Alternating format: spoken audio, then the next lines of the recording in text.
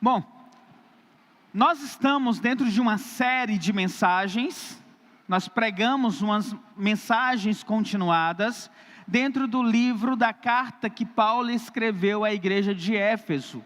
Hoje, nós iremos expor o texto de Efésios capítulo 2, os versículos de 11 a 22, e os irmãos podem abrir as suas Bíblias.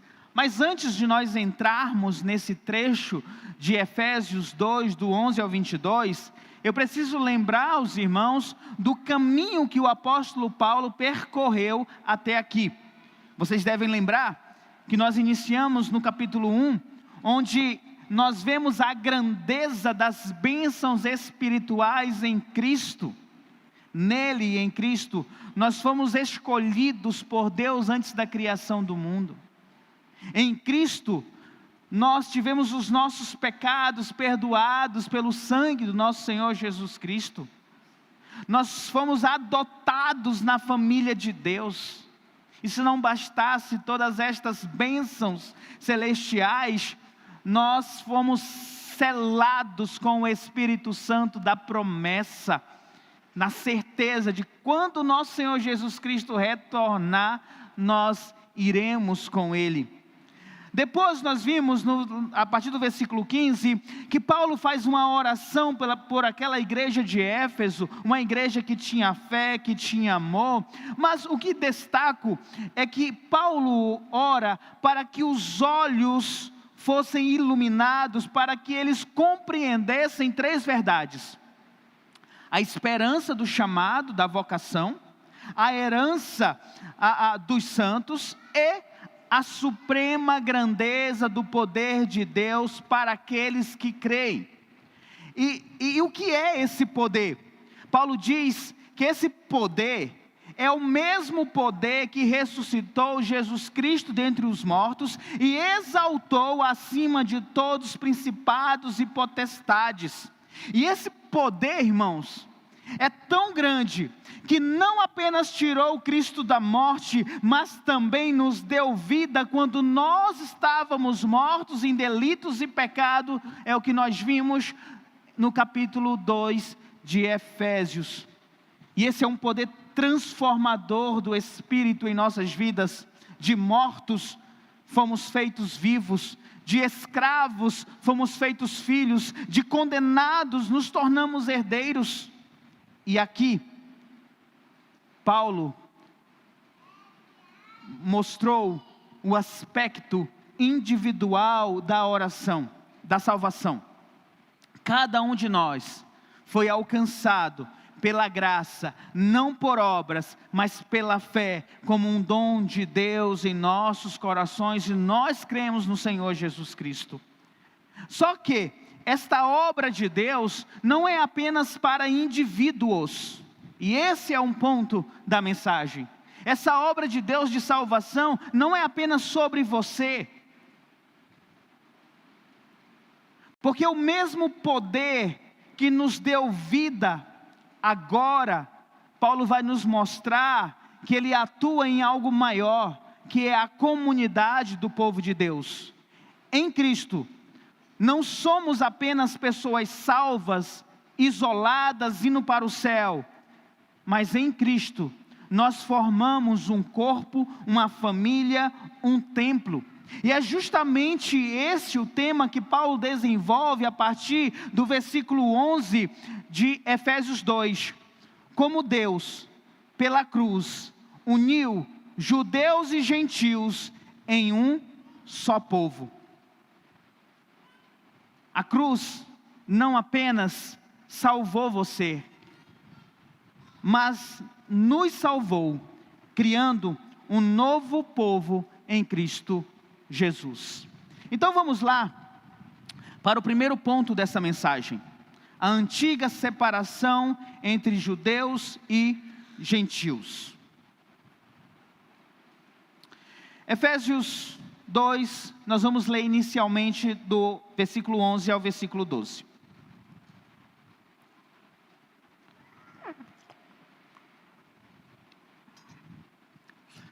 Ele começa assim: portanto, lembre-se de que anteriormente, Vocês eram gentios por nascimento e chamado incircuncisão pelos que se chamam circuncisão feita no corpo por mãos humanas, e que, naquela época, vocês estavam sem Cristo, separados da comunidade de Israel, sendo estrangeiros quanto à aliança da promessa, sem esperança e sem Deus no mundo. O que nós destacamos aqui é logo o início do versículo 11. Portanto, lembrem-se. Paulo está dizendo assim: não esqueçam de quem vocês eram antes de Cristo. E é isso que ele está tratando nesses 2 versículos. Quem nós éramos? Esse é o ponto aqui que Paulo levanta. Paulo diz que nós éramos gentios por nascimento e chamado incircuncisão. Quem eram os gentios? Gentios eram aquelas pessoas que não eram judeus, não faziam parte do povo e das promessas de Deus para aquele povo, não adoravam o único Deus verdadeiro. Incircuncisos, e esse era um apelido usado pelos judeus como um desprezo, como se dissessem: vocês não pertencem ao povo de Deus, vocês estão fora da aliança. Era um rótulo que mostrava uma separação, judeus e gentios. A circuncisão, irmãos, era a remoção do prepúcio do órgão masculino, realizada no 8º dia do nascimento do menino. O menino nascia, esperava 8 dias, fazia o corte ali no prepúcio do menino, e isso era um sinal visível da aliança de Deus com o povo de Israel. Todo homem judeu deveria ter essa marca no seu corpo. Pastor, só com criança? Não. Um adulto também. Aliás, quando começou a ser instituído, todo mundo era adulto e o povo todo teve que passar por essa cirurgia muito dolorosa, mas que era a marca do povo de Deus. Se não tinham, eram chamados de gentios, incircuncisos, portanto, não pertenciam a Deus. Então, o que Paulo está dizendo? Lembre-se, você, gentio, não era povo de Deus. E só um detalhe, tá, irmãos? Nós podemos ser colocados como gentios, porque até onde eu sei, não somos judeus. Estávamos distantes de Deus. Mas, irmãos, eu preciso entrar um pouquinho mais fundo aqui, nessa questão de separação entre os judeus e os gentios. E por isso nós precisamos voltar um pouco no tempo. Deus sempre chamou um povo para si. Primeiro foi Adão e Eva. O pecado entrou no mundo, e Adão e Eva tiveram filhos, Caim e Abel. E Deus, olhando a fé de Abel, escolheu Abel. E Caim, com inveja do seu irmão, matou o seu irmão. Mas, ainda assim, Deus tinha pessoas separadas para ele. No caso foi Sete, o outro filho de Adão e Eva. E a Bíblia destaca que os filhos de Caim eram os que andavam no mundo e amavam o mundo, e os filhos de Sete eram aqueles que adoravam a Deus. Com o passar do tempo, a maldade se espalhou sobre a humanidade, mas Deus ainda tinha um grupo que era seu, que era Noé e seus filhos. E quando veio o dilúvio, Deus salvou Noé e os seus filhos como pessoas que pertenciam a ele. Depois do dilúvio, já reconstruindo a terra, não há uma evidência de que os filhos de Noé fossem alguém que estavam temendo a Deus e passaram essa adoração para os seus filhos. O fato é que a Bíblia narra que havia um homem em uma pequena cidade, vamos dizer, tão pequena que parecia uma cidadezinha de interior.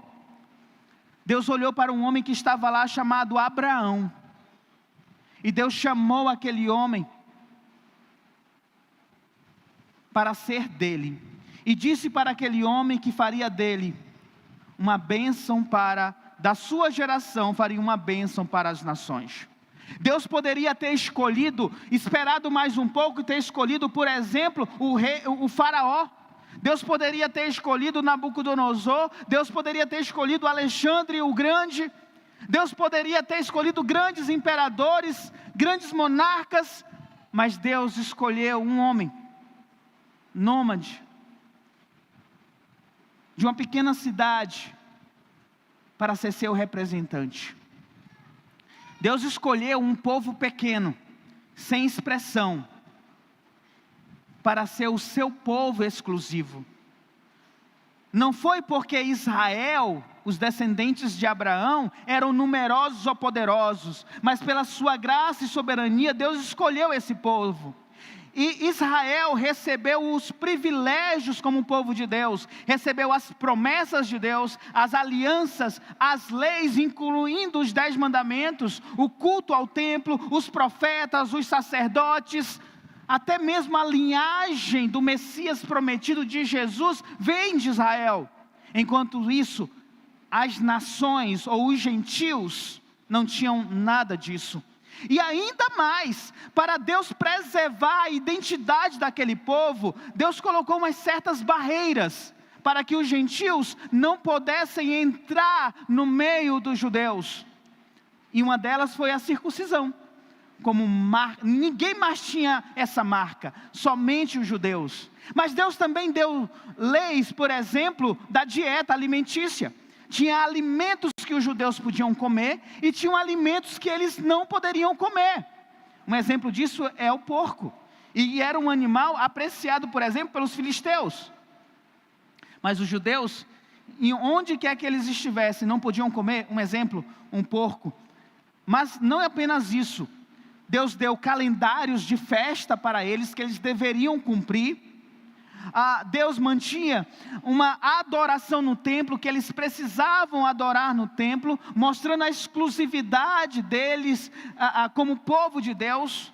Tudo isso tinha um propósito: ensinar para Israel que eles eram um povo separado para Deus, santo, diferente das nações idólatras. Esse era o povo judeu, povo de Israel, onde Deus diz: vocês serão o meu povo, e eu serei o Deus de vocês. E onde ficam os gentios em tudo isso? Lembrando mais uma vez, nós fazemos parte desses gentios. Paulo, ele descreve 5 terríveis descrições no versículo 12, sobre esses gentios, e que podemos dizer sobre nós. E a primeira delas é sem Cristo. Eles não conheciam os gentios, ou nós, não conhecíamos o Messias. E por não conhecer o Messias, a promessa do Messias, não tínhamos acesso à salvação. Excluídos da comunidade de Israel, ou seja, éramos fora do povo que tinha a revelação, que tinha os meios da graça. Éramos estranhos às alianças da promessa. Todas as promessas de perdão, de vida eterna, de salvação, não nos pertenciam. Éramos sem esperança. Toda a religião, toda a filosofia, toda a nossa crença, todos os nossos ídolos não passavam de ilusão. Nós apenas vivíamos, estávamos vivendo, comamos e bebamos, porque amanhã nós iremos morrer, e estávamos seguindo o fluxo desse mundo. E na última descrição, Paulo diz: sem Deus no mundo. A palavra grega aqui, atheoi, é uma palavra que significa sem o Deus verdadeiro. Mesmo que houvesse muitos ídolos, estávamos sem o favor de Deus. E essa era a condição dos gentios, totalmente separados de Deus. Não conhecíamos a Deus e nem sentíamos vontade por Deus. Seguimos apenas o curso deste mundo, das nossas vidas. Esse era o retrato. Longe de Deus, sem esperança, condenados e perdidos. Aí Paulo vai dizer: lembrem-se de quem vocês eram. Vocês eram gentios sem Deus, afastados do povo de Deus. Vocês tinham um destino, o inferno. por causa dos seus delitos e pecados. Mas o que mudou? Aí nós vamos para o ponto 2 dessa mensagem. O que Cristo fez por nós. Olha o versículo 13 ao versículo 18.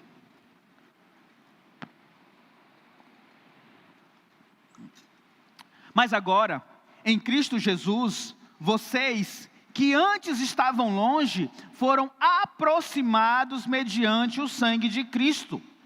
Pois Ele é a nossa paz, o qual de ambos fez um e destruiu a barreira, o muro da inimizade, anulando em seu corpo a lei dos mandamentos expresso em ordenanças. O objetivo dele era criar em si mesmo, dos dois, um novo homem, fazendo a paz, e reconciliar com Deus os dois em um corpo, por meio da cruz, pelo qual ele destruiu a inimizade.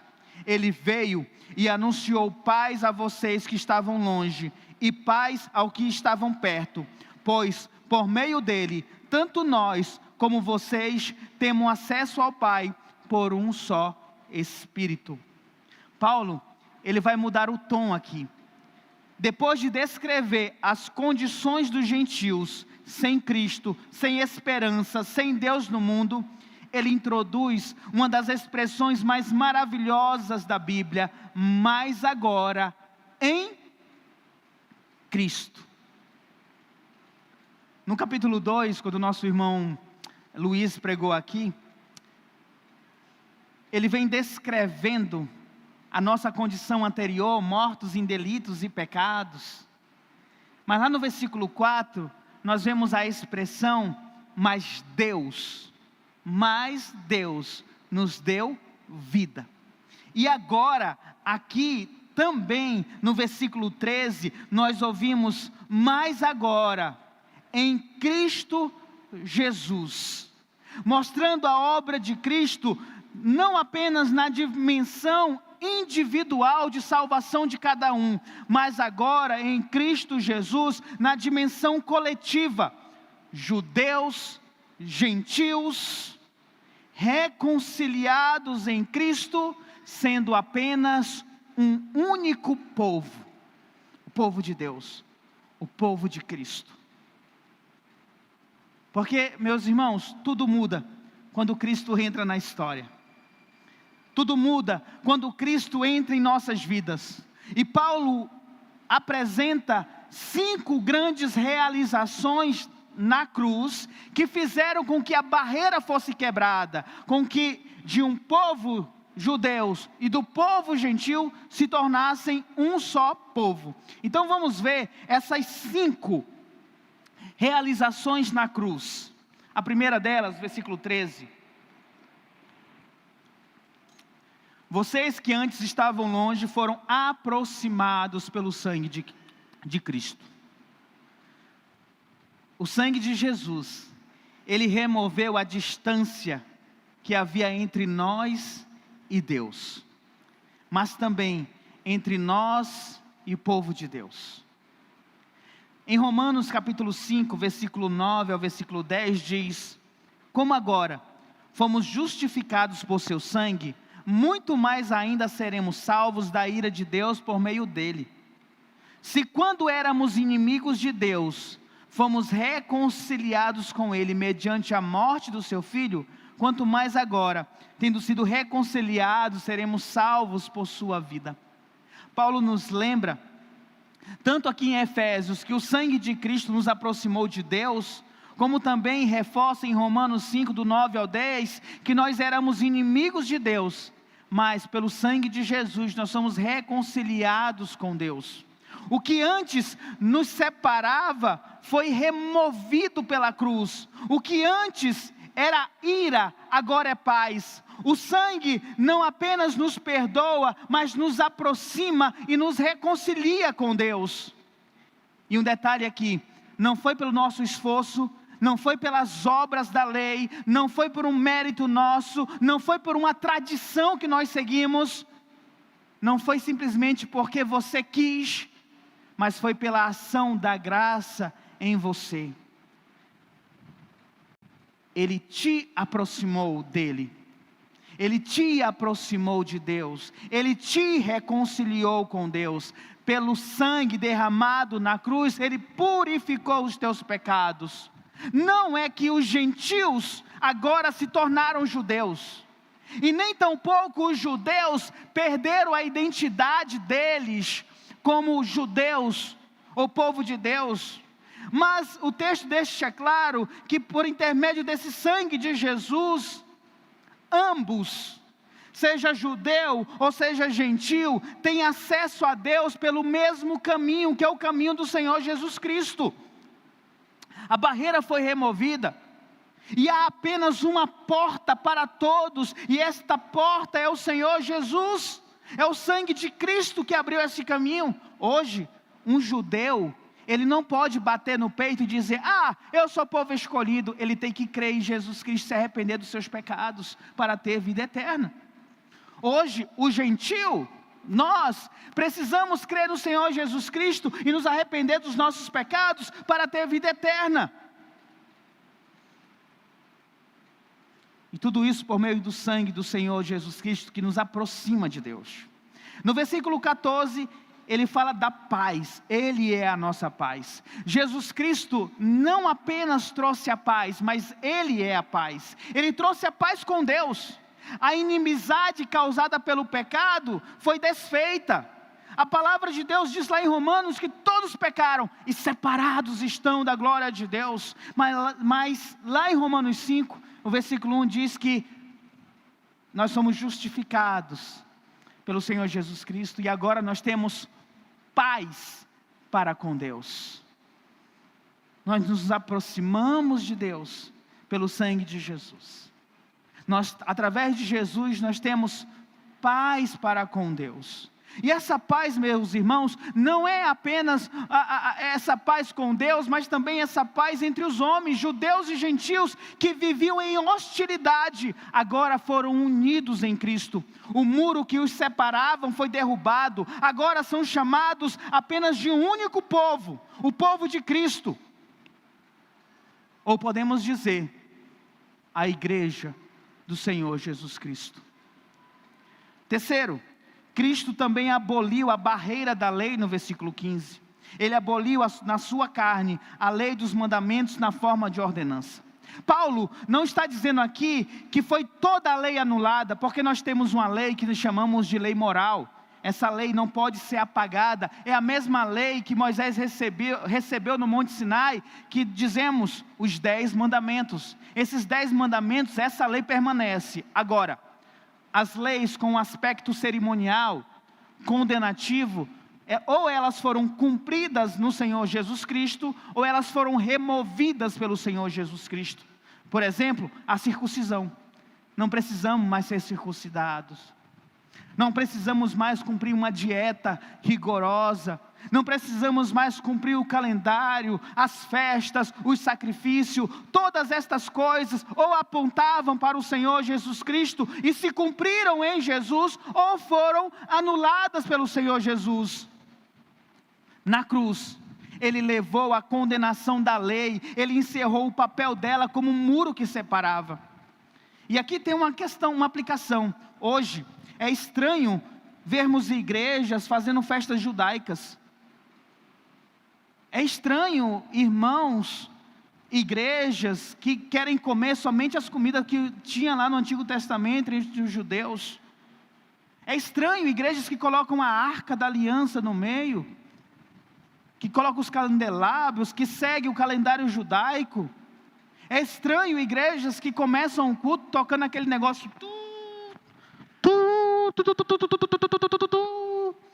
chofar, né? Porque isso faz parte de um tempo que passou, de algo que foi incompleto, mas só alcançou significado no Senhor Jesus Cristo. Porque hoje nós temos a lei perfeita no Senhor Jesus Cristo, nós temos liberdade nele, que é algo muito melhor. E ninguém é salvo por guardar regras, tradições ou rituais. A salvação é somente pela fé em Cristo. O quarto, Cristo criou um novo homem. Versículo 15, parte B ao versículo 16. Para que dos dois criassem em si mesmo um novo homem, trazendo a paz e reconciliasse ambos em um só corpo com Deus. Cristo, ele não pegou um judeu e pegou um gentil, colocou um do lado do outro e disse: agora vocês são igreja. Ele criou algo novo.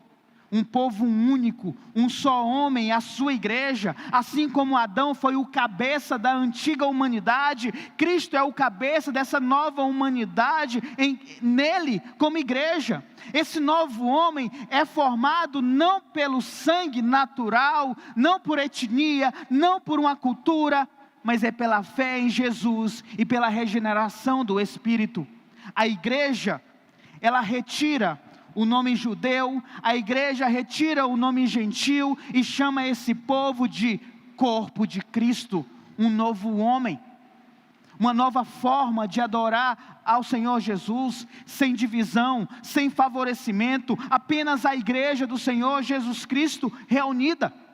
E quinto, Cristo nos deu acesso ao Pai, versículo 18, porque por meio dele, tanto nós como vocês temos acesso ao Pai em um só Espírito. Quando Paulo diz tanto nós, porque Paulo é judeu, como vocês também gentios, nós temos acesso ao Pai em um só Espírito.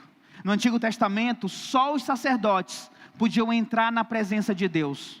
E apenas o sumo sacerdote, uma vez ao ano, poderia entrar no Santo dos Santos. Agora em Cristo, todos, judeus e gentios, tem acesso direto ao Pai. Você não precisa de intermediador. Você não precisa de um guia espiritual. Você tem um Senhor teu Deus, para você se comunicar e se relacionar com Ele pessoalmente. O caminho está aberto e esse acesso é pelo Espírito. Em Mateus 27, 51, nós lemos que depois da morte de Jesus, o véu se rasgou de cima a baixo, simbolizando exatamente isso. A porta da presença de Deus está livre para que todo aquele que nele crê possa se relacionar com o nosso Deus soberano, sem intermediadores. Você não precisa de um pastor para se conectar, para orar, para buscar a Deus. Você não precisa de uma outra pessoa, você precisa apenas crer nele e buscar com sinceridade de coração. E aqui, meus irmãos, eu quero trazer algumas aplicações. A primeira delas, eu quero ressaltar a unidade que nós devemos ter como igreja. Porque eu estava pensando, se Cristo derrubou um muro que separava dois povos, judeus e gentios, quem nós ousamos ser para reconstruir muros dentro de nossa igreja?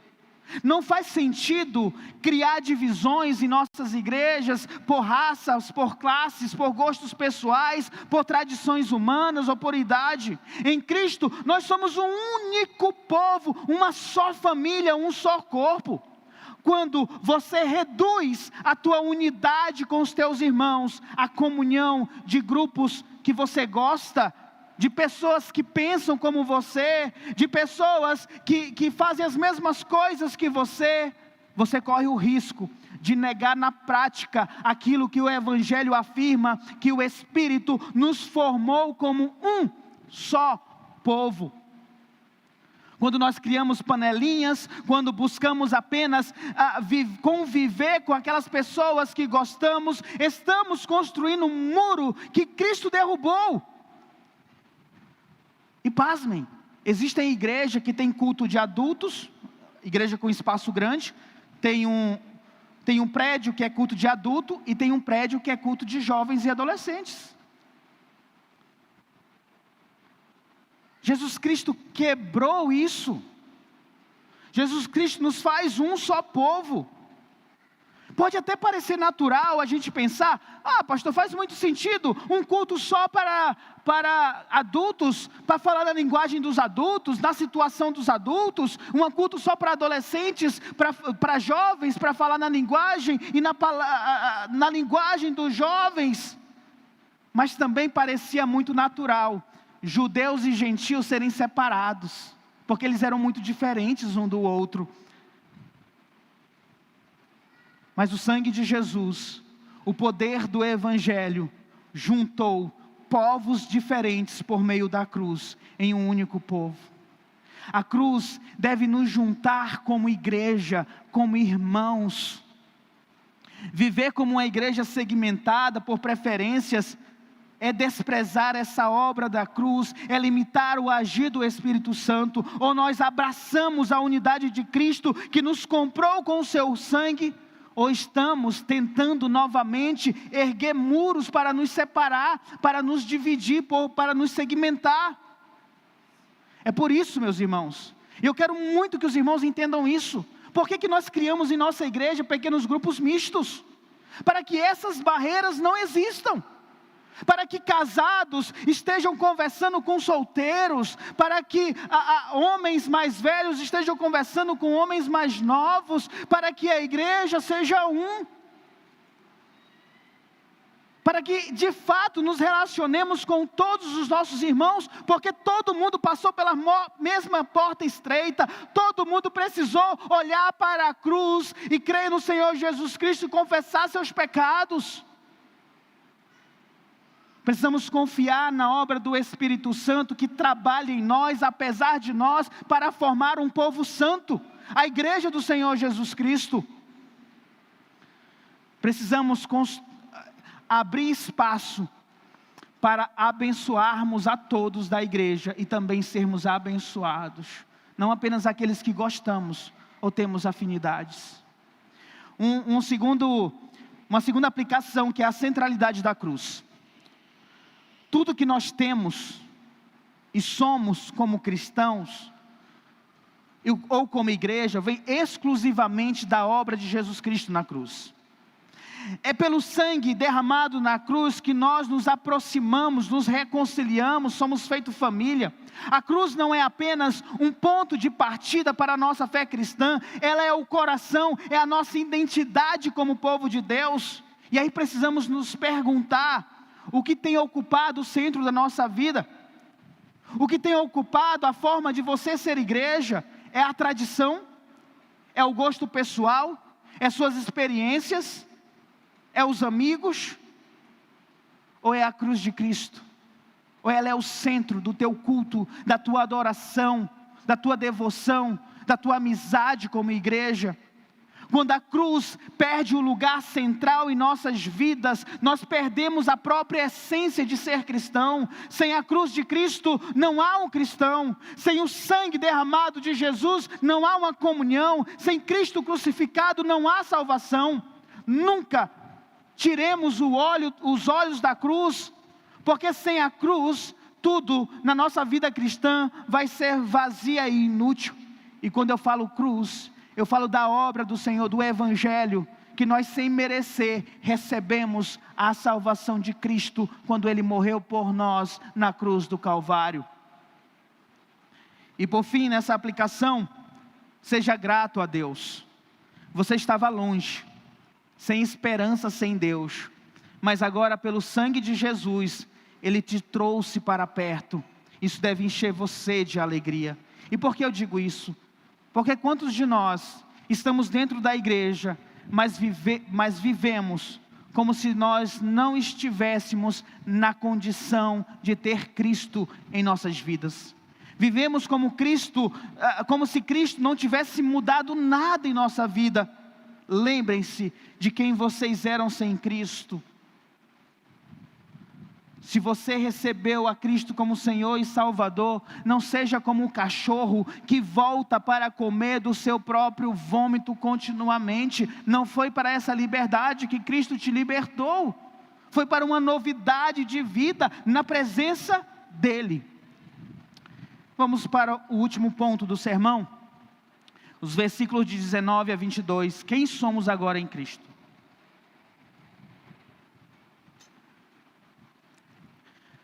Versículo 19.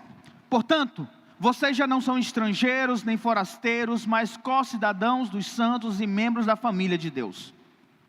edificado sobre o fundamento dos apóstolos e dos profetas, tendo Jesus Cristo como pedra angular, no qual todo edifício é ajustado e cresce para tornar-se um santuário santo no Senhor. Nele vocês também estão sendo juntamente edificados para se tornarem morada de Deus por seu Espírito.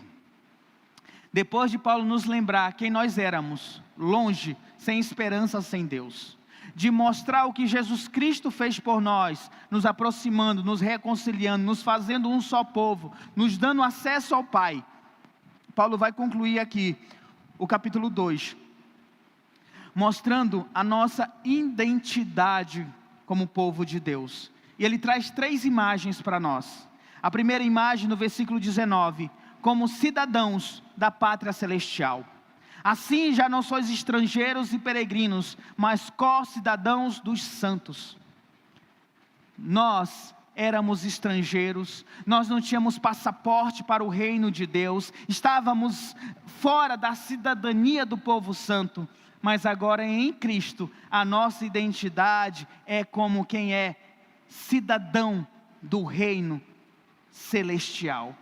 Em Filipenses 3:20 diz: a nossa cidadania, porém, está nos céus, de onde esperamos ansiosamente o Salvador, o Senhor Jesus Cristo.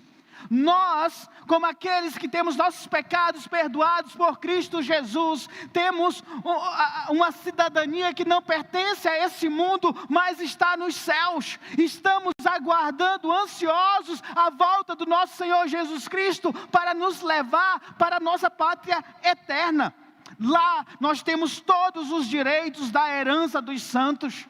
Nós iremos ouvir do Senhor Jesus Cristo no momento da nossa morte, ou quando formos arrebatados: vinde, benditos do meu Pai, e entrai no lugar que é vossa herança. Essa é a nossa identidade, por estarmos agora em Cristo. Isso significa que vivemos neste mundo, mas nós não devemos nos conformar com este mundo, ou com o que esse mundo nos oferece, porque este mundo é mau, e esse mundo jaz no maligno, e tudo que esse mundo oferece, vem do maligno, vem de Satanás. A nossa pátria não é aqui, irmãos, a nossa pátria é nos céus, a nossa bandeira é a cruz. Você pode até ser brasileiro, roraimense, venezuelano, mas a sua maior identidade é cidadão do reino dos céus. A segunda identidade, versículo 19, parte B: e sois da família de Deus. Nós não apenas somos cidadãos da pátria celestial, mas nós também somos da família de Deus. Deus é o nosso Pai.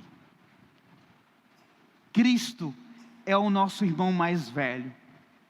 Nós temos irmãos e irmãs espalhados por todo este mundo.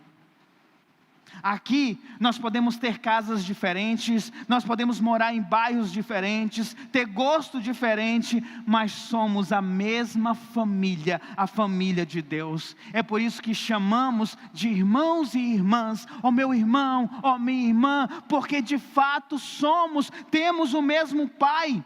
E como membros desta família, devemos cuidar uns dos outros, perdoar, acolher, carregar as cargas, participar da vida uns dos outros. Há uma luta em nossos pequenos grupos, para que possa acontecer, que se chama vida na vida. Estamos lutando, mas temos esperanças, de que esta igreja vai aprender o que é vida na vida dos irmãos. De compartilharmos a nossa vida com os nossos irmãos, de sermos sustentados pelos nossos irmãos. Afinal, pertencemos na mesma família, temos o mesmo Pai. E por fim, somos pedras vivas no edifício de Deus, versículo 20 e 22.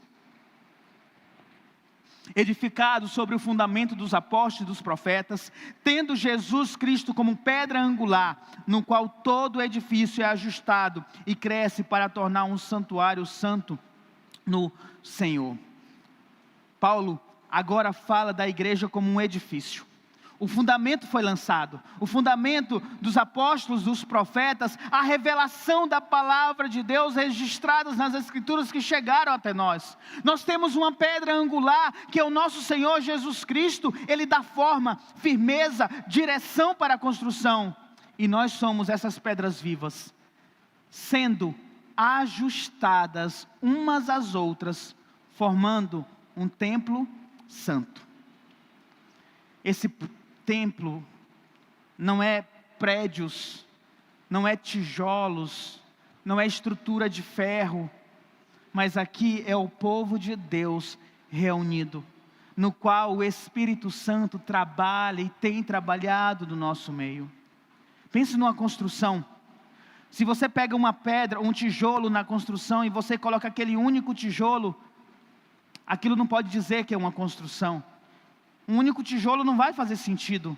Mas quando você coloca um tijolo, junta a outro, passa cimento, coloca outro, vai ligando uns aos outros, logo nós temos uma edificação, uma casa fundamentada. A casa começa a se mostrar, guiados pela pedra angular que é o Senhor Jesus Cristo. Sozinhos nós não temos forma, irmãos, mas juntos nós somos templo do Senhor. Isso nos ensina a valorizar muito a igreja que o Senhor te colocou para você fazer parte. Não é prédio, mas é povo. Não é paredes de alvenaria, mas são irmãos em Cristo. Ser igreja, meus irmãos, é estar junto.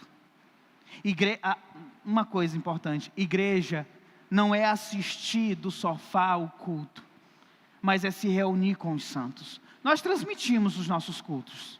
Sabemos que tem irmãos que têm dificuldade de chegar na igreja por conta de doença, alguns mais idosos. Temos até algumas pessoas em outros países que assistem os nossos cultos, mas eles apenas assistem o culto. Eles não cultuam como igreja.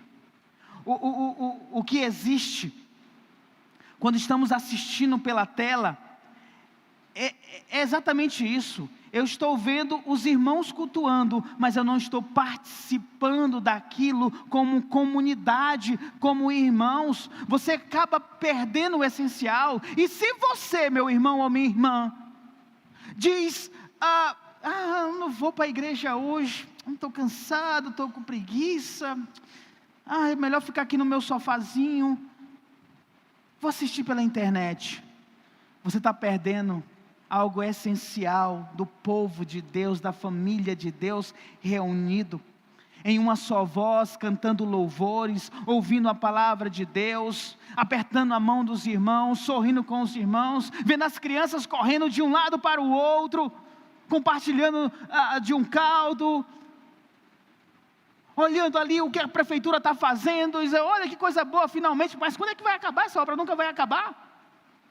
Conversando com os irmãos, a experiência de olhar no olho do teu irmão, de cantar junto, de levantar as mãos, de ouvir a voz da igreja adorando, e por que não dizer um glória a Deus? Cristo morreu para formar um povo reunido, não apenas espectadores solitários em sua casa assistindo um culto. E eu não sei vocês, mas as minhas experiências de assistir lá na minha casa é um pouco mochinha. Não tem essa mesma alegria que vemos a apertar, a olhar os rostos dos nossos irmãos. Então, meus irmãos, lembrem-se disso. Quem vocês eram? Quem nós éramos? Éramos longe de Deus, sem esperança, sem Cristo, perdidos, condenados, estrangeiros espirituais. Essa é a nossa realidade. Mas em Cristo, nós somos aproximados pelo seu sangue de Deus, reconciliados pela cruz, feitos da família de Deus, pedras vivas, templo do Espírito Santo. Essa é a nossa identidade. E a questão aqui é: você tem vivido como aquele que realmente foi aproximado, reconciliado e transformado como um único povo, povo do Senhor Jesus Cristo? Ou você tem levantado barreiras, vivendo no comodismo, ou comportando-se como um estrangeiro na casa de Deus? A cruz, meu irmão, minha irmã, não permite nenhuma neutralidade da nossa parte. Se Cristo derrubou os muros, se Cristo nos reconciliou com Deus, se Cristo nos deu acesso a Deus, ninguém pode se dar ao luxo de viver distante de Deus. Se Ele nos fez sua família, é para que possamos viver juntos como a família de Deus. Que essa palavra possa te guiar durante a semana. E cada um possa pensar: eu estou vivendo como alguém que tem Cristo ou como alguém sem Cristo? Porque só existem essas duas realidades: ou você está em Cristo ou você não está em Cristo. A cruz não nos deixa fingir que estamos no meio. Onde você está? Qual a sua identidade? Que Deus nos abençoe. Vamos orar, abaixa tua cabeça. Deus, obrigado pela tua palavra aqui pregada e exposta, que ela possa encontrar um lugar na vida de cada um dos nossos irmãos, ó Pai. Mas que sejamos lembrados constantemente, Pai, que nós não tínhamos Deus.